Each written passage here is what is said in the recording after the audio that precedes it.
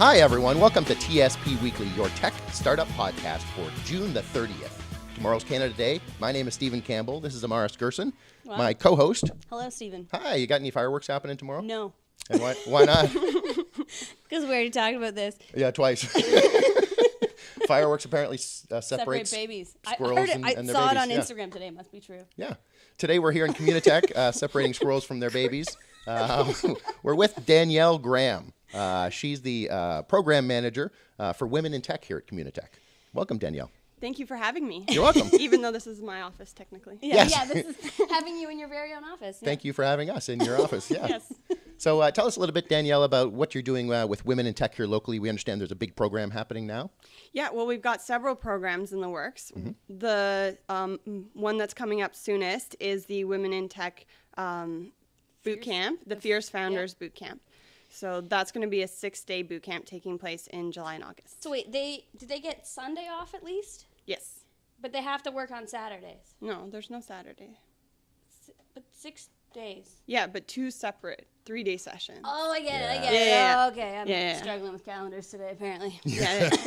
Yeah, so we broke it up. So originally it was a Google for Entrepreneurs initiative called #40forward that took place in 40 countries around the world. Oh, wow. And so they gave this program to me as a co-op student 2 years ago, said, we've got 6 days of programming, $25K in prizes, do something with this. And basically we broke it up into 2 3-day sessions because we felt that it was really important for the companies to go out and get market validation in between the 2 sessions. So they get an intensive 3 days. They get to take in all of that input and feedback and knowledge, go out into the market, validate whether their ideas are something that customers will actually pay for, and then come back for the 3 days to prep for the pitch competition. And this is 8 weeks long, this program? So technically, it would be over the course of 8 weeks, but it's still only 6 days of actual workshops, with a 3 month days, in between. then 8 weeks, then 3 days at the end kind of We'll thing. have to draw a chart for me. Yeah, 3 days, then a month, Yeah. then 3 days. Okay. Good. Yes. All right. Good. Yes. I get it. I think we're going to attend some of those, so that'll be fun. So You're more than welcome. It's 25 companies that are part of this? Yes. And how are those companies selected? There's a pretty thorough process over the course of a month. We had over 100 applications this year. That just closed yesterday, didn't it? No. The application process? No, that was about 2 weeks ago. Okay, so it is closed. Yeah. No. We're doing great So today, the application process closed a month ago, Okay. but we announced the winners about 2 weeks ago. Yeah. Oh, okay. Yeah. So Roughly when I sent that email. Yeah, I was doing my research last night. I thought it was yesterday. I saw it on Twitter. I was like, oh, crap, I was going to send that email. Should do that now. yeah, well, you did, so I that did. was great. Yeah, followed through. Yeah, so we had a pretty thorough process to review all of the applicants. We ended up interviewing 40. Okay. And from there, with the entrepreneurs in residence and all of our startup services managers, we made a final decision about the 25 that would What be are some of the accepted. criteria that you look for in these companies? We're really looking for companies that have that coachability factor, right? Because at the end of the day, people can change their ideas, they can move forward with other companies. We're giving this entrepreneurship program to invest in these tech leaders. Right, so it's more about, I mean, yes, it's about the company, but also about the person who's leading that, hence the Fierce Founders. Exactly. And the one big criteria is that they're women, which is pretty awesome. Yes, and co-founders. So really someone who's been there with the company from the beginning. Yeah. Yes. And are they all local, or are there some out of California or Toronto? So about half of them are local, and we get amazing applications from this region, but we haven't specified that that's part of the criteria. So where's the farthest one of the companies is from? So we have 2 coming in from Silicon Valley. Okay. So one from Palo Alto and the other from San Francisco. Okay. Another one from the exotic Collingwood. Oh, Nice. Yeah. Yeah. And then about 13 from Toronto and another 13 from another 12. Yeah, that's 25. cool. Yeah, I saw that Rachel Palter is on there, and she was Rachel Palter won the first boot camp Okay. with Sun Care. Yeah. So she was involved from the very first. Oh, sorry, not session. Rachel Palter. I'm talking about There's lots Rachel Bartholomew. Yeah, we've got lots of Rachels involved in this. Yeah, she was- actually. Cyber North Ventures? She was with Cyber North Ventures, but she's doing her own car mods now with this Fierce Founders program, I understand. Yeah, so she's in Yeah, charge 'cause you of the haven't- mod market. You haven't memorized all these companies yet, so you have pieces of paper that have all 25 companies because You're a human being and you can't memorize 25 companies. But I feel like I'll know them pretty well by the end of 6 days. I guarantee you will. Yes. So, yes, Rachel Bartholomew's Mard Market is a software service that offers lots of marketing and sales technology tailored to the aftermarket automotive industry. Yeah, she like races cars and stuff. What? Yeah, really cool. Oh, I need to fix my car. Yeah. It'd be cooler that way. It would be cool. Yeah. And we've got another Rachel Friesen from iTech. Yeah. Okay. Yeah, and they have a really cool company. Yeah, they're able to use technology to get your eye prescription. And they're out of the Velocity Center, is that Yep. correct? So they're just downstairs. I've seen their technology. It's great, and it's nice to be able to support people who are already so involved in this ecosystem, but want even more access to the top, speakers, mentors, people who are really helping the top companies in this region become successful. Yeah, that's awesome. Yeah. So what was the genesis? You sort of were handed this as a co-op student. What was your genesis? Did it take 2 years to get to this point, or did you have an epiphany somewhere and say, you know what, this is what I'm going to do? That's a good question. So basically, it was such an awesome experience being part of Communitech, and we really were able to create the fundamentals of this program that first session. So not a lot of it changed for the second time we put it on. And I had moved to Deloitte after working as a co-op student, but Deloitte sponsored the boot camp last year for $100K. So I was able to get involved from that side and help with allocating some of the prizes, like getting a prototyping sprint with the D-Space Innovation Lab here at Communitech. It's Deloitte Space downstairs, yeah? Yep. Yeah, they call it the D-Space. Yeah, well, trying to be cool, I get it. Yeah. So you graduated since being a co-op student. What did you graduate in? Oh, I did an MBA at Laurier. Cool. Yes. Golden Hawk. Yes, All right. exactly. We have a lot of Warriors on, so. What? Why do you always know their mascots? Because I went to Laurier for 2 years. I didn't graduate, but I studied philosophy there for a But you while. are, what's a Conestoga? I am a condor. Wow. All the birds. All the prehistoric birds. I'm a badger and a griffin. Congratulations. And a hawk. Yeah, that's a lot of things. Yeah, I also went to the University of Toronto and Dalhousie, but I don't know their mascots. Yeah, Dalhousie, I'm not sure what it is either, but I had a jacket of Dalhousie when I was a kid. So Danielle, tell us a little about when we go to the first 3 years, so enough mascot stuff, right? Yeah. When we go to the first 3 days of our intense mentorship and training, what are we focusing on in those 3 days? Well, there's value for any stage of company in the boot camp. Okay. So we really opened it up to those core concepts of market validation, customer personas, and developing out a pitch. So being able to get that first initial component is really important to be able to be prepared to go out into the market. So making sure that you have your idea solid, you know how to explain it to customers, and you know what your ideal customer looks like so you can target them. Great. Yeah. A little market fit. So then they get to go out and do some market validation. And then at the end of the process, the last 3 days, they're sort of wrapping up and getting ready to pitch in the final pitch competition for the big prizes. Yes, exactly. And when is that? That's August 23rd to 25th. And is anyone allowed to go to that? Yeah, so we'll have us. We'll have the final pitch competition open. There'll be an Eventbrite, of course, and it'll be on August 25th from 4 to 6:30. Great. That's awesome. It's going to be a rock star event. Yeah. Ooh. Ooh, looking forward to it. We like rockstar events. Do we? You're usually running them, it seems like. No, I'm not. Yeah. I'm attending them. This time around. Yeah. Yeah, we see each other at like every Yeah, event. we go to all the events together, but not together. We just run into each other. We'll have to change that. Yeah, we can do that. Danielle, we're going to go into a sort of 3x3 now. We're also talking about women in tech program in general, Absolutely. so not just Women in Fierce tech? Founders. Yeah. Yes, thank So you. the Fierce The 3x3. So 3x3, right. 3 wins. What are 3 successes that you've had? Well, we're really excited to be able to announce the Fierce Founders Accelerator program. So we received $880,000 FedDev funding. That's a lot of money. For the next 2 years. We're going to have 4 cohorts of 5 companies working in the next 2 years towards creating some really solid companies that can feed into later stage programming. So is that kind of similar to the Rev program or the Velocity program? Yeah, but it Sort of? feeds that gap because we're just okay. not seeing a lot of women-founded companies applying to those later stage accelerators like Rev. Yeah. So this is supposed to feed that gap where some, And we've noticed that there's a real commercialization desert out there where startups go to dry up. And it's just like... I just said like weird images there. Commercialization desert. Yes, share them. No. You can't. They're censored. It's a sad place. Yeah, sad desert. Well, imagery works, right? Yeah. So for me, it's about helping them make sure that they're getting somewhere with their ideas and making sure that they're not going to, have this brilliant idea, go out from the boot camp, and then never really see the fruits of all that labor. Right. And so what's another win that you're working on? Well, I'm really hoping that we get additional support from sponsors so we can do another boot camp. That's a hope. That's a future. Oh, okay. But maybe success would be that you got this job.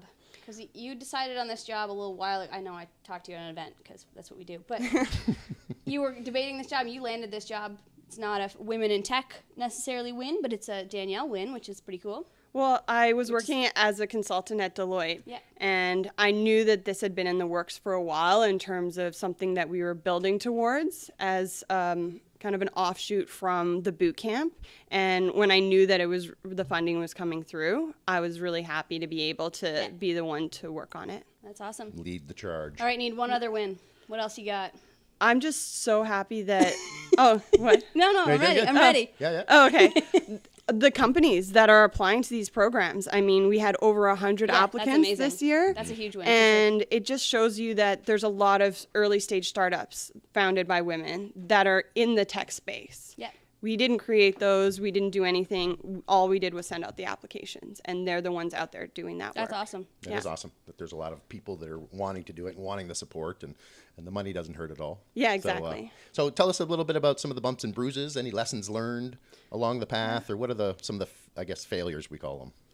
Well, we really had a lot of applicants that we did want, and they were in the interview stage, and they couldn't follow through with actually coming into the program because of travel costs. Okay. Oh. So we had a phenomenal company from New York, several others from Silicon Valley that couldn't justify coming out for both of the 3-day sessions. Right. So it would be great to be able to support them in that kind of travel. But at the same time, the value of this program is fundamentally an educational program, not just about the final prize and final pitch. Sure. So the companies that are really going to be able to take advantage of it are more local, because there's only so much you can learn in a lecture or in a workshop. But connecting with the individual who actually taught you all of that and making and developing a relationship with them over time, that makes you part of this ecosystem. So the companies that are in this region or move to this region are the ones who will get to continue those relationships, build out their opportunities within this ecosystem. So it's really kind of an intensive look into this ecosystem and all that Communitech can offer. Yeah, that makes sense. Yeah. That makes sense. What else have you learned, or what else was sort of a loss for you? Well, I've seen a lot of the companies coming out of the boot camp not follow through with their ideas. Mm-hmm. So we're really trying to target slightly later stage companies that aren't just in the ideation phase, because anyone can come up with a startup idea and say, hey, I want in on a boot camp, but we really need to make sure that we're investing our time in companies and people who are going to become entrepreneurs as their career choice. Right. Because then they're going to continue, even if they don't continue with their idea or this particular company, we've invested in their education and their opportunities, and that's something that will be of value to this entire community. Maybe their next idea would be better. Exactly. Yeah, it's interesting to invest in the entrepreneur as opposed to their idea, because the entrepreneurs I know flip through them so quickly sometimes, and traction. And some of the best companies were started by people that flip through companies. That they're on to their next one once it's successful. Yeah. We're all about the serial entrepreneur. Yep. Yeah. And what about, give us something personal. What was the hardest thing? What's the hardest part of your job? I think it's just maintaining all of the network and connections that I'm constantly getting introduced to, intro emails, different people with different interests, and managing all of that. Luckily, I'm pretty good with names and people, so I actually really enjoy that part. But it is challenging to respond to all those emails and to keep all. I sympathize. I have the same trouble. Yeah. Yeah. So there's no malintent if I'm, not reaching out to someone. I feel like there's a place for everyone in the programs that I'm creating. Yep. So I'm happy to, engage people in whatever way that they want to be engaged, because at the end of the day, there's so many events, and there's so many different companies that can value that mentorship. Yep. So if someone wants to offer it, I want to find a place for them to be sense. able to input it. It sure does. It's such a great community here, and there's so many people. My head spins sometimes. I introduced myself to somebody yesterday. He goes, "Yeah, we've met." It's like, "Oh, that's wonderful. Thank you very much." Maybe more like us than remember faces. Boy, that was tough. So let's move on to glimpsing the future a little bit, Danielle. What's the future of not only the Fierce Founders program, but women in tech here for Communitech? Well, that's a big question, of is. course. So for me, I think that the more that we build out these communities and these networks, they'll start to support themselves and each other. I'd love the day where my role is irrelevant because there's 50-50. But right now we're looking at 14.4% of Startup Services members are female co-founders. So my target is a much better balance.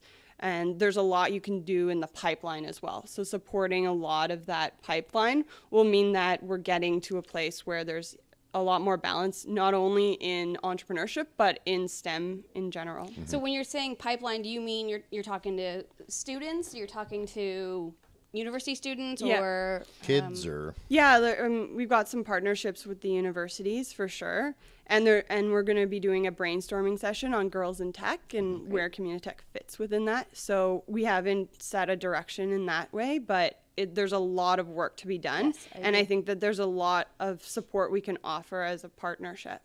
Great. What about the that's one future glimpse. I feel like that was a bunch. That was a bunch. Because there was the girls in tech brainstorming the pipeline thing, the pipeline thing, the university. You want to run? You're anxious to get to her startup crush, aren't you? No. Well, that's where we are, folks. It's time. Was there any other future things you wanted to talk about? Well, I would love it if more women were able to get the mentors that they need, because we did a status of women needs assessment, and that was the biggest piece that everyone had said. Yeah, what I found in this community is there's sort of, like, I can think of the female mentors that are available, and it's probably 10, 15 of them, and they're mentoring everyone. Yeah. And I've talked to some of them, and they just can't do everything. It's fair. Like, you can't run your own company and mentor everyone. Yeah, absolutely. They're overstretched, yet we want to support them and make sure that they're as successful as they can be as well. Yep. So sometimes even the people who are offering that mentorship need mentorship as well, and who's there for them. Right, that makes a lot of sense. There's a lot of things like that. I'm really conscientious of using people's time, especially as a consultant.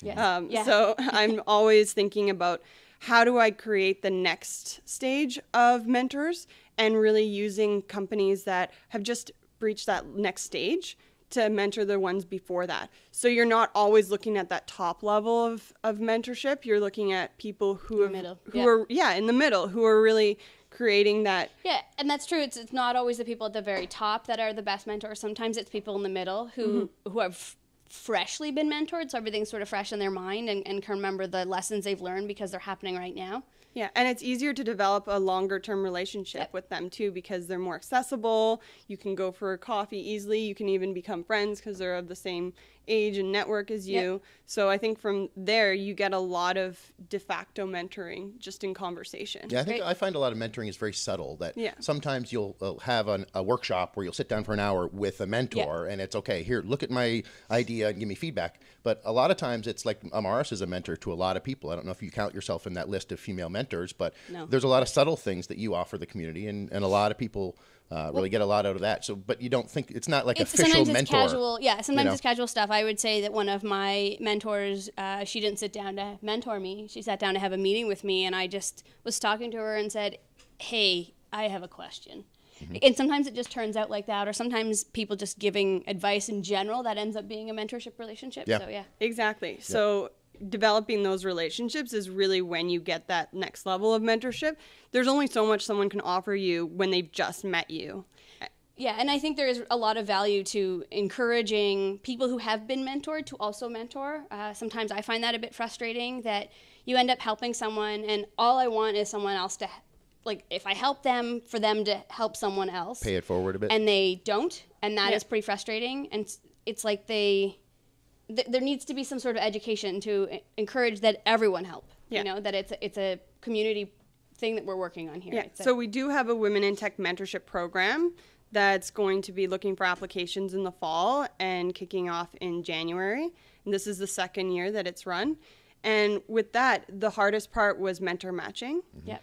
And although in the needs assessment, women said, oh, I'm happy with a man or a woman as my mentor, at the end of the day, they did want a woman as their mentor, except for a few exceptions, because it's so much harder for them to find that. So if they're going into a program specifically looking for a woman mentor, that's really what they're. Well, the reality of the struggles that women have in the tech world are not the same that the struggles that the men have. Yes, there are probably some similar ones, but women definitely do face some struggles that men do not, as I'm sure we're aware of, and we talk about. And when it's we're not always recording. just so great to hear that someone's gone through the same thing as you. Yeah, right? exactly. It's really reassuring. You stopped taking it as personally, and you started addressing it as a broader issue. Yep, exactly. All right, now it's your time, because we're just going to keep talking. It's Startup Crush time now? Yeah, it's your time. So, Danielle, who do you see here locally that's doing a really cool job? Opportunity to give a shout out to somebody. This is going to be tricky because she sees a lot of companies. Yeah. So pick a couple. Yeah, just Who's your darling I right know. now? Well, I'm obviously biased towards my Fierce Founders, so I'd have to say my current crush is the Navi. Right. By Marilyn Ma. Yep. And speaking of mentors, she really has been someone that's mentored me through a lot of this Communitech And she's ecosystem. mentored a lot of people for sure. Yeah, I actually initially came to her as a startup myself through Startup Services, and she was my Startup Services manager. But her company is working on artificial intelligence and advertising, and it's just incredible that she's been so focused on this for years and finally found the right fit for her as to get into a startup position. Yeah, that's great. Yep, she joined the day that we sat down with Angela and Sen. Marilyn's going to sit down with us on the podcast, and she was like, I'm doing my own thing now, so it's not really... Yeah, you know, she left the perfect. Friday before I started on the Monday, so I tried to not take that personally. Yeah, and we record on the Friday, so yeah, that's pretty... Yeah, that was awesome. Yeah. I also slept through that one. Who are you crushing on this week, Well, I was at a hackathon this weekend at University of Waterloo, and University of Waterloo gets talked about a lot, obviously, for their developers. UW. So we always hear about Hack the North. That's the big one. It's over 1,000 students that come to that. But I was at Hack this weekend, and that happens, I believe, 3 times a year. So it's not really a startup, but it is an initiative that I think is actually doing some neat things. They are a hackathon like every other hackathon, but they're run by the Engineering Society at University of Waterloo, so they have a lot less funding. And predominantly there was a lot of first and second year students that were there, so it was really teaching them some really valuable skills. I popped in at 11 o'clock on a Saturday because apparently I have time then to talk to some of the students, and there was definitely some students that were sort of looking a bit lost, and the reality was I gave them advice like, this is what working is going to be like. Sometimes you're going to come up to bugs and you just got to power through it. You can't quit.